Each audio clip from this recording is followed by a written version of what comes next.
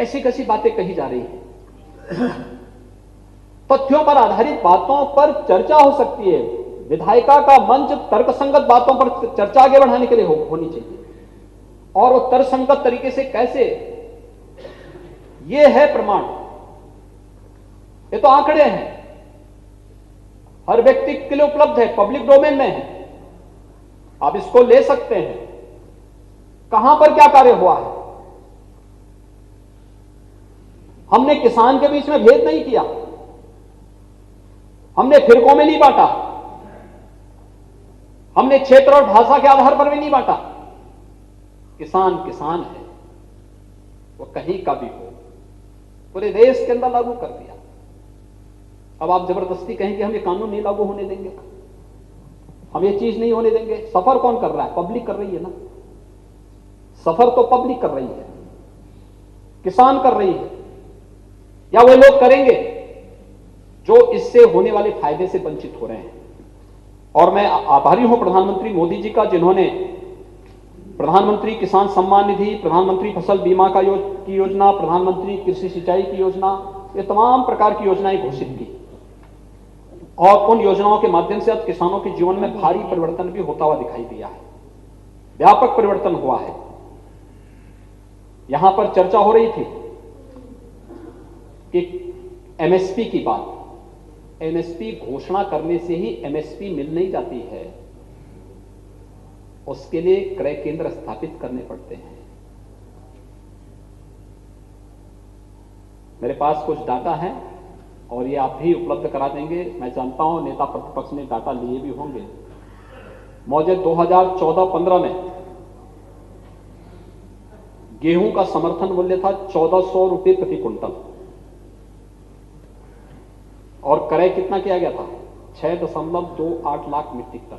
Note करते रहिए, 6.28 lakh metric ton. 2016-17 में समर्थन मूल्य हुआ 1525, क्रय किया गया 7.97 लाख मीट्रिक टन।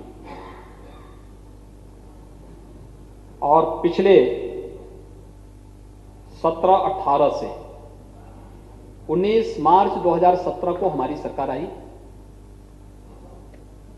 सरकार गठन के तत्काल बाद मैंने उस समय भारतीय जनता पार्टी के राष्ट्रीय अध्यक्ष और आज के माननीय गृह मंत्री से अमित शाह जी से संपर्क किया था, और मैंने कहा था प्रोक्योरमेंट उत्तर प्रदेश में किसानों से सीधे नहीं होता है, हम चाहते हैं कि वहां इसके बारे में कुछ कार्य किया जाए।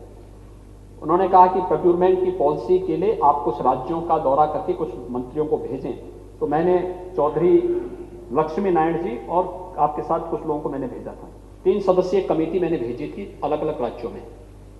ये लोग गए थे, अध्ययन करके आए, यानी ये 20-22 के आसपास ही हो गया था, और 1 अप्रैल से हमारे प्रोक्योरमेंट के केंद्र स्थापित हो गए थे प्रदेश के अंदर। और महोदय 16-17 में नई सरकार थी हमारी, 17 में, तो 16-17 में तो समाजवादी पार्टी की सरकार थी। 7.97 लाख मीट्रिक टन गेहूं का क्रय होता है किसानों से, और किसान इससे लाभान्वित होता है 1,66,000। और 17-18 में ठीक 1 साल के बाद नई सरकार, 1 महीना का भी कार्यकाल पूरा नहीं हुआ, हम लोगों के समय में समर्थन मूल्य था 100 रुपये, समर्थन मूल्य बढ़ गया था 1625, क्रय किया गया 36.99 लाख मीट्रिक टन, यानी 37 लाख मीट्रिक टन, और किसान लाभान्वित हुआ 7,67,380। 18-19 समर्थन मूल्य 110 रुपया बढ़ा, 1737 रुपये प्रति क्विंटल समर्थन मूल्य मिला किसानों को। क्रय किया गया 52.92 लाख मीट्रिक टन, और किसान लाभान्वित हुआ 11,27,195। 19-20 समर्थन मूल्य हुआ 1840 प्रति क्विंटल, क्रय किया गया 37.0 लाख मीट्रिक टन, और किसान लाभान्वित हुए 7,53,411। 20-21 जब कोविड से लोग जूझ रहे थे, तब हमारे कर्मचारी और हमारे अधिकारीगण किसानों की मदद करने के लिए, गन्ना किसान, किसी किसान को अपने खेत में एक डंठल गन्ना नहीं छोड़ना पड़ा।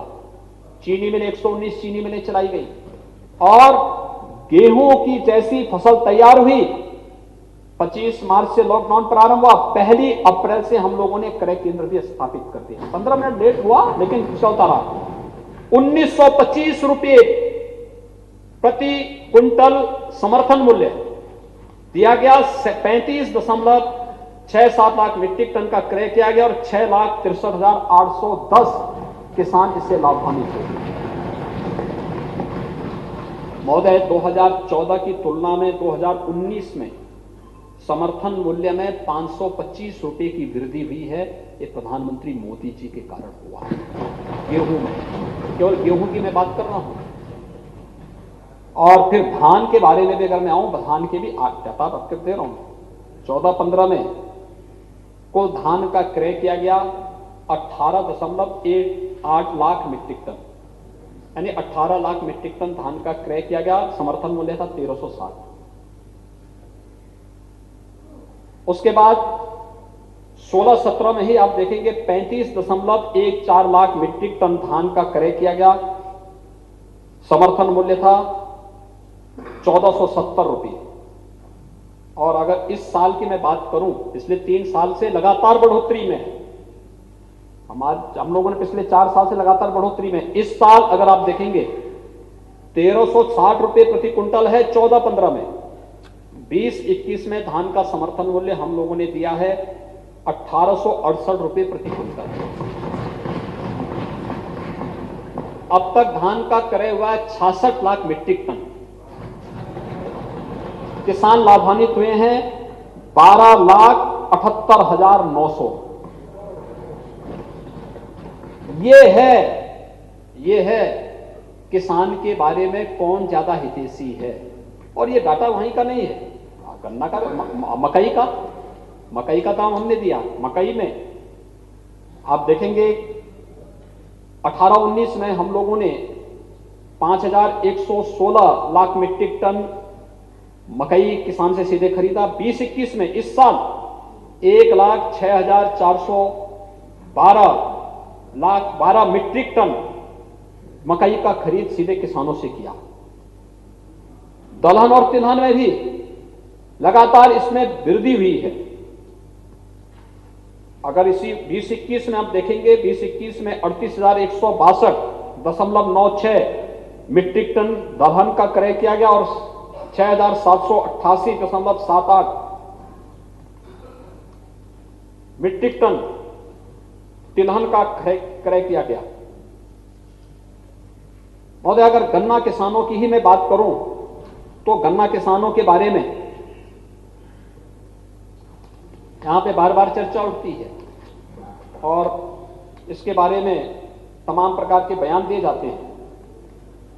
मैं दोनों के बारे में बता देना चाहता हूं। 14-15 में गन्ने का कुल उत्पादन हुआ था 1389.02 लाख मीट्रिक टन।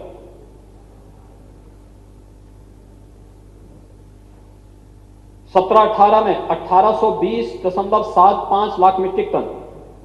और इस साल अब तक जो हमारा अनुमानित है यह है 2203.00 लाख मीट्रिक टन। ये रिकॉर्ड उत्पादन है गन्ने का। गन्ने की पेराई और गन्ने मूल्य का 12 से 14 के बीच में कुल गन्ना मूल्य का भुगतान होता है 44,193 करोड़ रुपए का।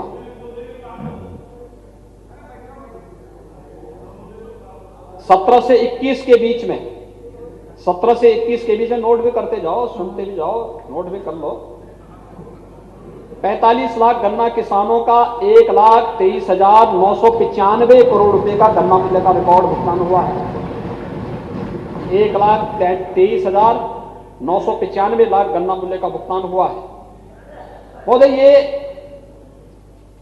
किसानों के प्रति, और अगर बहुजन समाजवादी पार्टी अगर इस बात को भी सुनना चाहती है तो 7 से 12 के बीच में कुल 52,100 यानी 5 वर्ष में 52,131 करोड़ रुपए का भुगतान हुआ था। और अकेले पिछले 3-3.5 वर्ष के दौरान जो गन्ना मूल्य का भुगतान हुआ है 1,23,000 करोड़ रुपए से अधिक का भुगतान हुआ है। जब हम बोलते हैं तो बोलने के पहले इन सभी के बारे में भी अगर हम लोग चर्चा कर लें, देख लें, तो मुझे लगता है कि बहुत सारे तथ्य अपने आप ही बहुत अच्छे ढंग से सामने आ सकते हैं।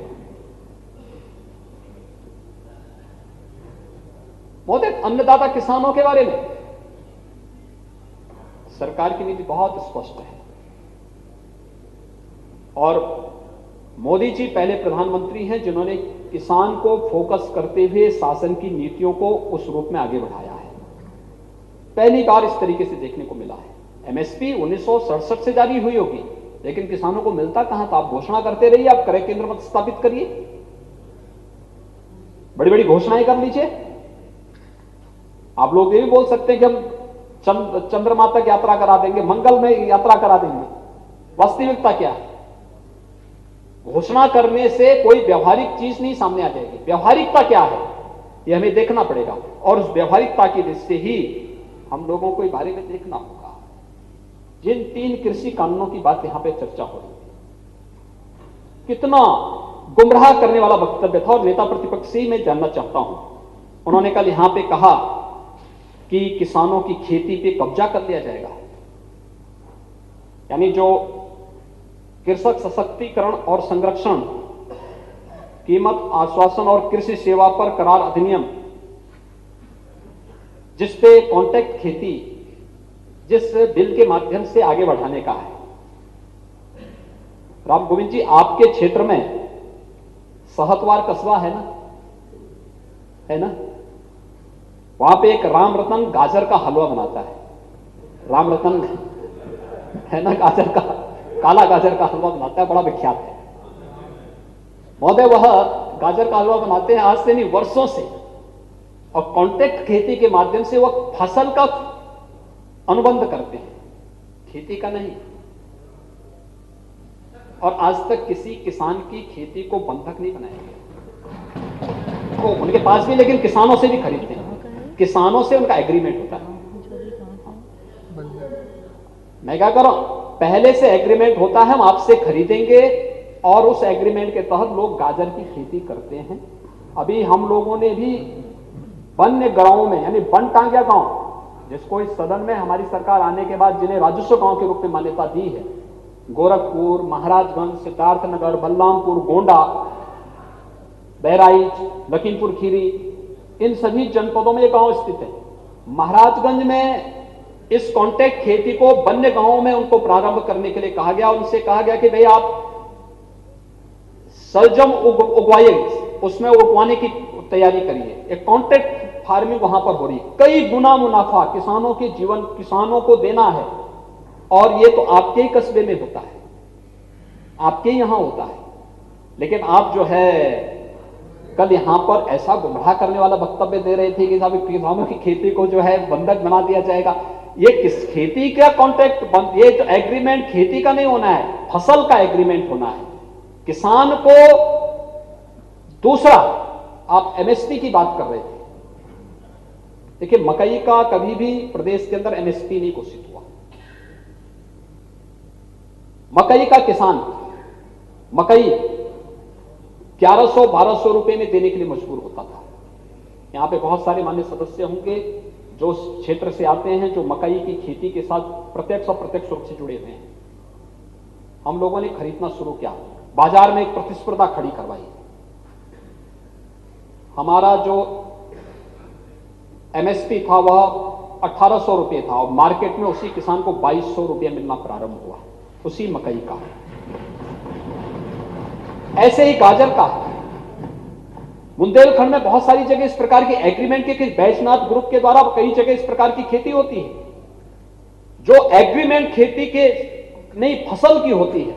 और प्रधानमंत्री जी ने इस बारे में पहले कहा कि यह तो हम किसान को एक विकल्प दे रहे हैं, बाध्यता नहीं है, विकल्प है, आपकी मर्जी।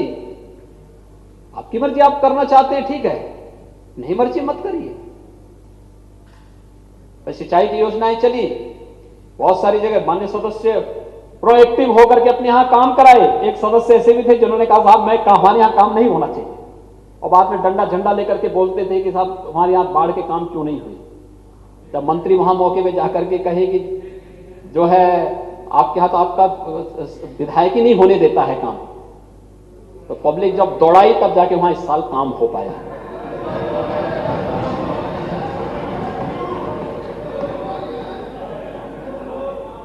हर व्यक्ति जानता है कि लोग, मैंने वही कहा ना, चोर की दाढ़ी में निकल ही जाता है, फिर कि कहा। देखिए मैंने नाम नहीं लिया किसी का,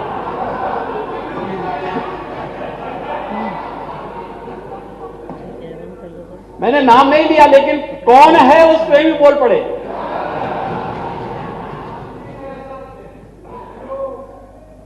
अब देखिए असत्य भी है तो वो जो असत्य बोल रहा था वो स्वयं बोल पड़ रहा है। महोदय, दूसरा है मंडी से संबंधित।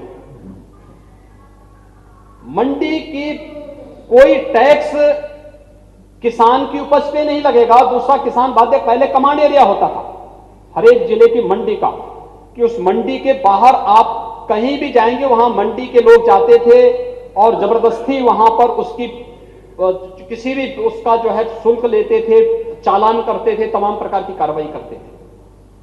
आज वन नेशन वन मंडी के तहत उत्तर प्रदेश का किसान या लखनऊ का किसान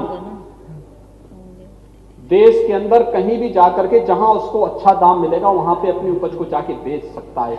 खुली प्रतिस्पर्धा खड़ी करने के लिए किसानों के हित में लाया गया एक कानून है। मंडी शुल्क हमें कम करना पड़ा, जो 2% था उसे हमें 1% किए। मंडी एक भी समाप्त नहीं हुई। जून 2020 से कानून लागू, एक भी मंडी आज तक बंद नहीं हुई। हमारी मंडियां चल रही हैं, हम अपनी सुविधाएं उसी प्रकार से दे रहे हैं। किसान को इतनी स्वतंत्रता मिल गई कि एक वो अपनी उपज को अपने खेत में बेचना चाहेगा तो बेच सकता है, खलिहान में बेचना चाहेगा तो बेच सकता है, नजदीक के मार्केट में बेचना चाहता है वहां बेच सकता है। उसको लगता है कि नहीं, उसकी उपज को दिल्ली में ज्यादा दाम मिलेगा या मुंबई में ज्यादा दाम मिलेगा,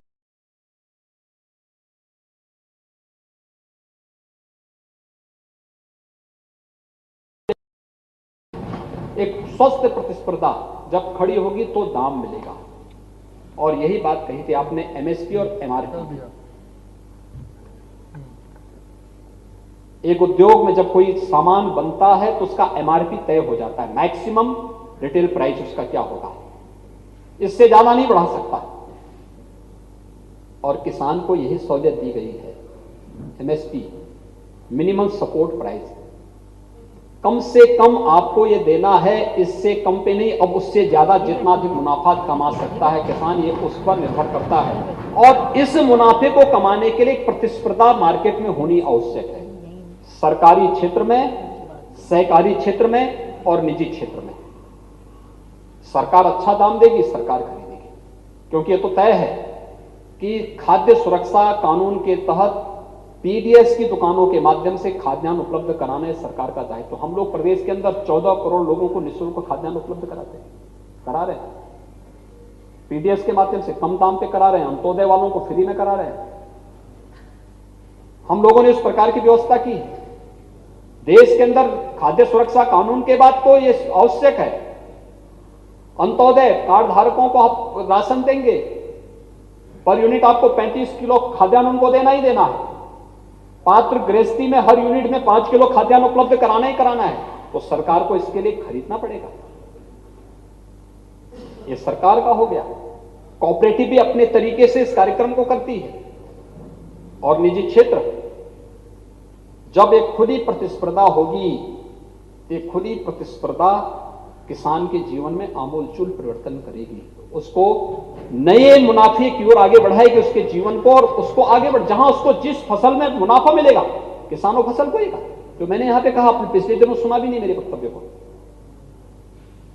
झांसी की एक बालिका ने किया। और हमारे स्वास्थ्य मंत्री एक दिन मेरे पास एक किसान को लेके आए थे यहां के सुल्तानपुर के, यानी झांसी में उस बालिका ने 1.5 एकड़ खेती में स्ट्रॉबेरी का उत्पादन किया और 1.5 एकड़ खेती में उसने मुनाफा कमाया 36 लाख का, एक सीजन में 36 लाख का। हम कितनी भी मेहनत करेंगे, एक साल में धान और गेहूं से 1.5 एकड़ खेती में आप 25-50 हजार रुपए से ज्यादा नहीं कमा सकते। आप तो किसान हैं, आप समझ सकते हैं, नहीं कमा सकते। लेकिन स्ट्रॉबेरी में झांसी की एक बालिका 42 लाख का स्ट्रॉबेरी उत्पादन करती है, 6 लाख उसका लागत आती है और 36 लाख का उसका नेट प्रॉफिट होता है। इस पे कोई टैक्स भी नहीं है।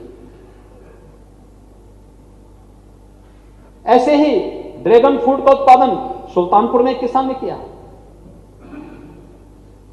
मुनाफा जो कमाने वाले लोग हैं, जो मेहनत करेंगे, परिश्रम करेंगे, वे लोग उस फील्ड में अच्छा कार्य भी करते हैं। तो उसके लिए मार्केट की तलाश, मार्केट उपलब्ध कराना और मार्केट में फिर उसको पहुंचाने की व्यवस्था करना, सरकार उसमें काम कर रही है, सरकार उसके लिए सहयोग करेगी।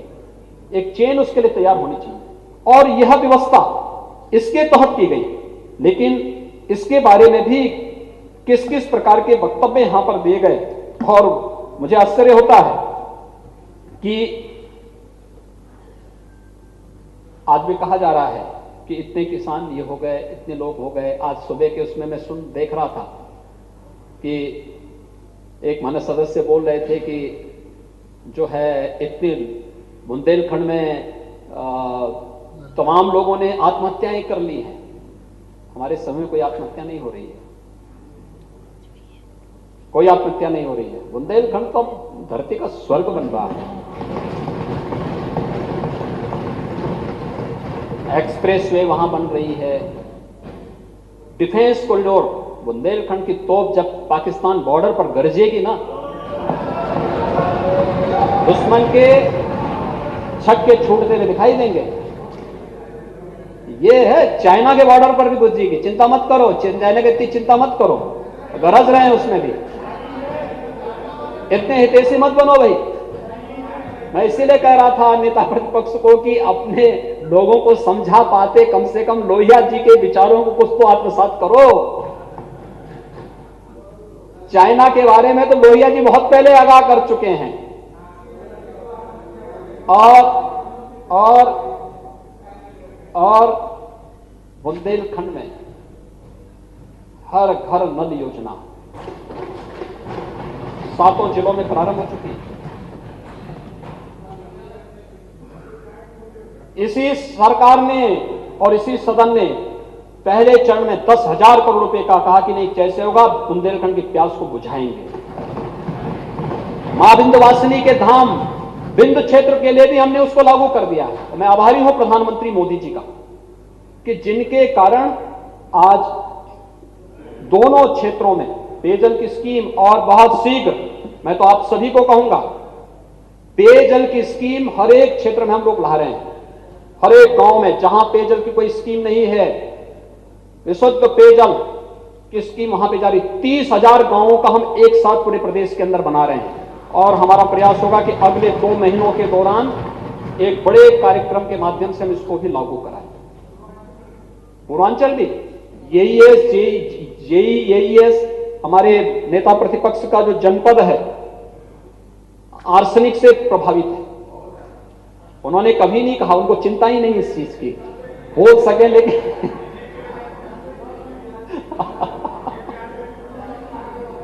नहीं। और आर्सेनिक की कभी उन्होंने चिंता ही नहीं की। नहीं, मैं तो आप देखे जब आप बोलते हैं, मैं यहां बैठता हूं, मैं पूरा सुनता हूं आपकी बात को। देखिए, मैं आपका बहुत सम्मान करता हूं, लेकिन मैं आपसे फिर कहूंगा, अगर आप गांव का साफा लगा करके आएंगे तो तब आप जमेंगे यहां पे नेता।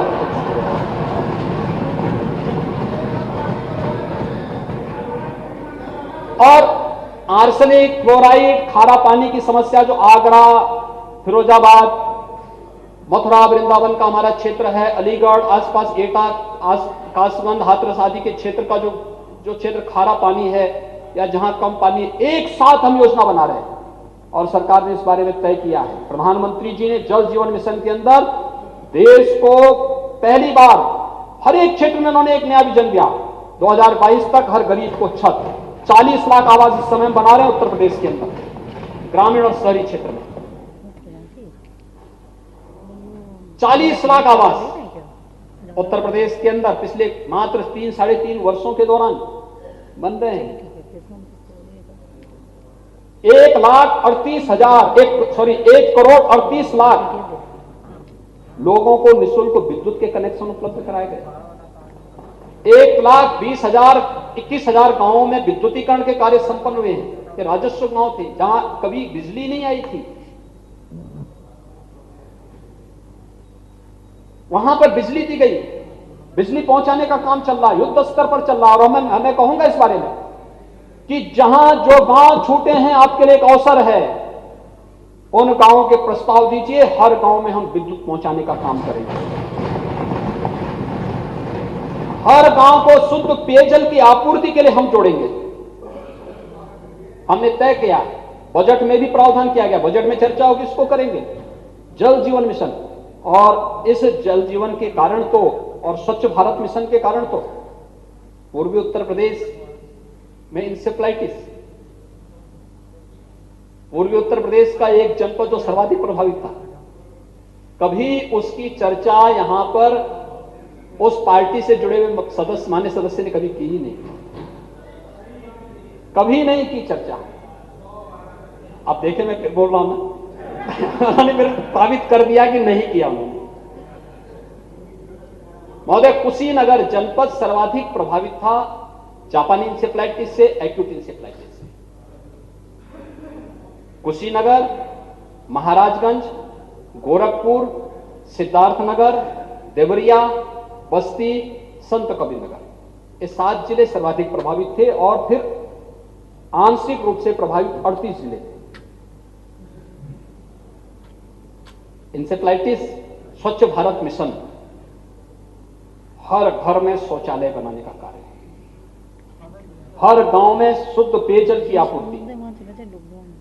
स्वास्थ्य मंत्रालय के द्वारा दस्तक अभियान प्रारंभ हुआ, वैक्सीनेशन के कार्यक्रम व्यापक पैमाने पर चले, अंतर विभागीय कमेटी बनाई गई, स्वास्थ्य विभाग नोडल विभाग बनाया गया, ग्राम्य विकास, नगर विकास, पंचायती राज, बेसिक शिक्षा, बाल विकास और महिला कल्याण, ये सभी विभागों को जोड़ा गया, और फिर एक साथ अभियान चलाया गया। आज परिणाम क्या है? बीमारी पे 75% नियंत्रण, मौत पे 95% नियंत्रण। ये मॉडल है स्वच्छ भारत मिशन और शुद्ध पेयजल की आपूर्ति प्रतिबद्धता के साथ वहां पे करने का परिणाम। कल आदरणीय प्रधानमंत्री जी ने देश की हेल्थ इंफ्रास्ट्रक्चर पर चर्चा करते समय उत्तर प्रदेश के इस कार्य के लिए सराहना भी की। यह हमारी देखो उपलब्धि, मार्गदर्शन उनका है, आदरणीय प्रधानमंत्री जी का, इंप्लीमेंट हम लोग कर रहे हैं, परिणाम उत्तर प्रदेश के लोगों को प्राप्त हो रहा है। यह है कार्य। मुसहर जाति के लोगों को आवास उपलब्ध कराना, क्या कर रहे थे लोग पहले? मुसहर वोट बनेंगे इनके। कांग्रेस के नेता के क्षेत्र में सर्वाधिक मुसहर जाति के लोग रहते हैं, इन्होंने कभी उनका मुद्दा नहीं उठाया, कभी नहीं उठाया। इस सदन में पता नहीं आप लोगों ने सुना नहीं, कभी नहीं उठाया। और महोदय, मैं एक सांसद था, एक सांसद के रूप में भूखमरी से इनके क्षेत्र में मौत होती थी, और लड़ाई लड़ने के लिए मैं जाता था वहां पर कुशीनगर में। वहां राशन कार्ड वहां के गरीबों को सांसद रहते हुए भी और मुख्यमंत्री बनने के बाद भी मैंने उपलब्ध करवाए थे, हमारी सरकार ने उपलब्ध कराए, और आवास भी उपलब्ध कराए हैं। आवास उपलब्ध कराए हैं, आवास के साथ साथ पेंशन की सुविधा, वृद्धावस्था पेंशन, निराश्रित महिला पेंशन, दिव्यांगजन पेंशन, जॉब कार्ड, इस सारी चीजें उपलब्ध कराने के बाद, आच्छादन के बाद, मुसहर, थारू पहले चरण में हम लोग, और बनटांगिया, इनको हमने पहले चरण में लिया, और दूसरे चरण में हम लोग ले रहे हैं। अब कोल है, एक आपके झांसी के आसपास कुछ जातियां हैं, इन लोगों को हमने लिया है, कुष्ठ रोगियों को लिया है, इनको हम अब दूसरे चरण में ले रहे हैं। प्रधानमंत्री आवास योजना में आच्छादित होंगे उसमें लेंगे, नहीं तो मुख्यमंत्री आवास योजना इसके लिए चलाएंगे, ये भी हमने व्यवस्था विकल्प भी दिया है। हर एक फील्ड में काम, ये व्यापक परिवर्तन का आधार ये योजनाएं बने इसीलिए क्योंकि शासन की प्राथमिकता हम आदमी में भेद नहीं कर सकते। हमने तो योजना का नाम प्रधानमंत्री और मुख्यमंत्री के नाम पर ही दिया है, ये व्यक्ति की नहीं हो सकती। हमने ये नहीं कहा कि ये समाजवादी मकान होगा, हमने नहीं कहा। ये योजना प्रदेश के नाम से जुड़नी चाहिए। वह कोई व्यक्ति नहीं होता है, संस्था होती है और उस संस्था को आगे बढ़ाना, उसके नाम पर उसको आगे बढ़ाना और इसलिए उस योजनाओं का लाभ उन लोगों तक पहुंचाना इस सरकार की प्राथमिकता रही और सरकार उसी आधार पर उन लोगों तक इस कार्य को कर रही है। हर एक व्यक्ति तक इन योजनाओं का लाभ पहुंच रहा है। आज व्यक्ति उन चीजों को महसूस भी करता है और जो योजनाएं दी जा रही हैं उसी योजनाओं के क्रम में किसानों की चर्चा हो रही है। आखिर इसमें किसान भी है।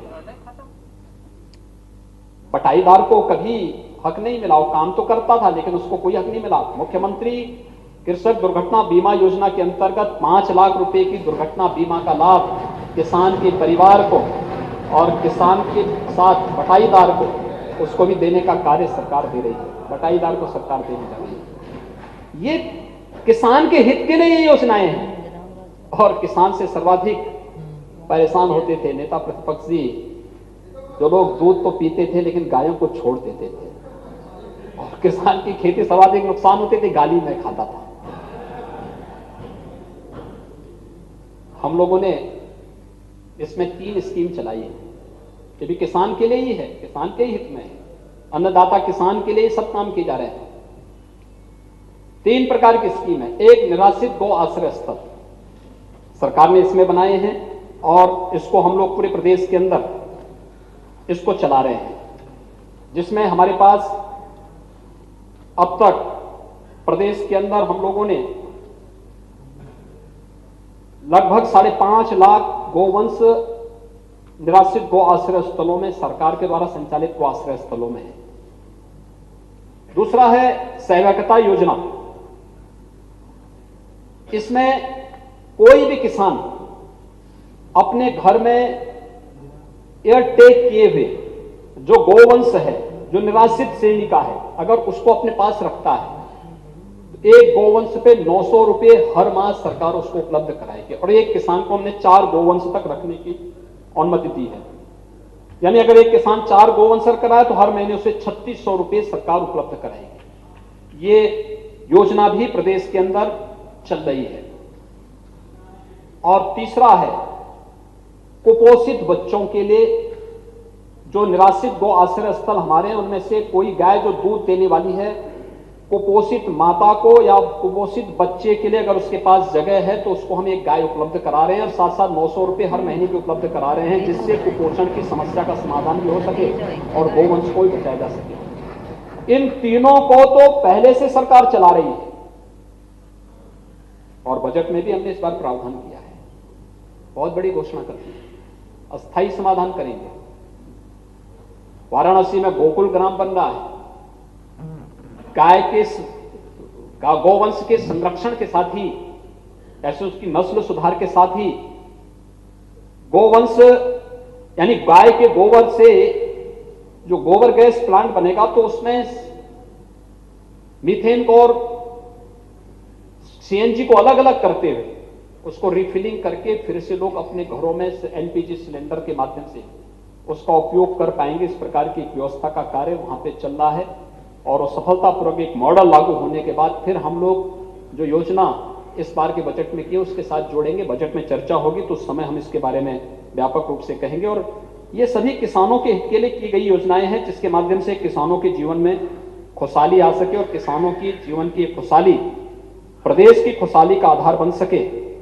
ये सरकार ने पूरी प्रतिबद्धता के साथ इसको आगे बढ़ाने का कार्य किया है और मैं इस बात को कह सकता हूं, कोई संदेह नहीं होना चाहिए, किसी को भी संदेह नहीं होना चाहिए कि किसान के मुद्दे को लेकर के हम लोग किसी भी प्रकार का कोई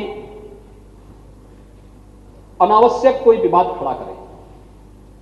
तमाम प्रकार की बात कही, इतने किसान मर गए, इतने किसानों का ये हो गया।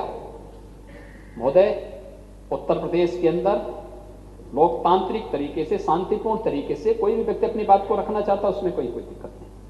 लेकिन कानून को हाथ पे नहीं लेंगे, तोड़फोड़ नहीं करेंगे, भारत के प्रतीकों का अपमान नहीं करेंगे। हम संवाद से समाधान का रास्ता निकालेंगे और अन्नदाता किसानों को जब कहेंगे तब बातचीत से समस्या का समाधान का रास्ता है। हर प्रकार की सुविधा सरकार देने को तैयार है, हर प्रकार की सुविधा देने को तैयार है। आज बीज की किल्लत नहीं, आज सेंटर ऑफ एक्सीलेंस हर एक विश्वविद्यालय में बनाए जा रहे हैं।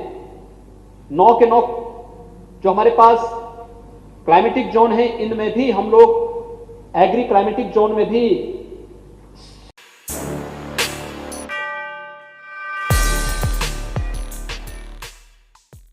ट्विटर पर किस बात पर हो रही है बहस? मोदी ने कौन सा बड़ा ऐलान कर दिया? इंस्टाग्राम पर क्या फैला है? क्रिकेट जगत में किसने छुड़ाए किसके छक्के?